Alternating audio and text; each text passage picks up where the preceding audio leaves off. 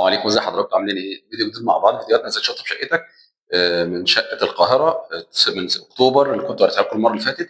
انا ورا الحيطه اللي جبت لكم تفاصيل تنفيذها من الاول للاخر. وزي دايما بقول اتعب في التاسيس صح علشان الفينش يطلع صح. ما ينفعش انا ما اهتمش بالتاسيس واكون عايز تشطيب عالي وفينش 10 على 10. الكلام ده ما بيحصلش. فزي ما حضراتكم شفتوا معايا لما كنت مؤسس البانوهات واحده واحده، المقاسات والتقسيمه. تعال نجمع بقى شغل الصناعيه مع بعض. هتلاقي شغل الكهرباء اللي اتاسست جايه في النص مع الابليك مع السبوت الثلاثه على لاين واحد.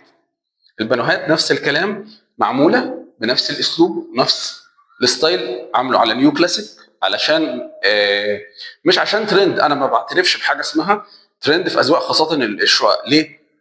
لان احنا لما بنعمل ديزاين لشقه بتكون على حسب شخصيه العميل. فانا عندي العميل انسان محترم وقور هادي، وهو اوريدي عنده عفش فيه لمسه نيو كلاسيك. فعشان كده ده اللي خلى ان الاختيار عندي يكون البانو النيو كلاسيك. وزي ما اتكلمنا قبل كده في فيديو في اليوتيوب ممكن نتابعه مع بعض، ان الفرق بين الكلاسيك والنيو كلاسيك في البانو بيكون ما فيهوش تفاصيل، وبخلي في الدهان كله لون واحد. طبعا انا من الناس اللي زي ما انتم عرفتوني ما فيش ترندات بجري وراها. فيا جماعه اللون ده لون ميست، اللون درجه روعه جدا زي ما احنا شايفين، بيج وفيها تاتش جراي خفيف قوي قوي لا يذكر، وفيها لمسه كده لون كمان معاهم، فمديه الافكت اللي حضراتكم شايفينه. ربع لمعه، نص صبغه.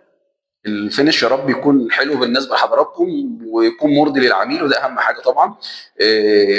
زي ما حضراتكم شفتم تعب، وهقولها تاني، تعب التاسيس بيبان في الفينش. قولوا لي رايكم في التعليقات، لو الخلفيه اللي ورايا دي حلوه وعجباكم قولوا لي وان شاء الله ارد على حضراتكم. فيديو جديد مع بعض ان شاء الله، فيديوهاتنا زي شطب شقتك. سلام عليكم.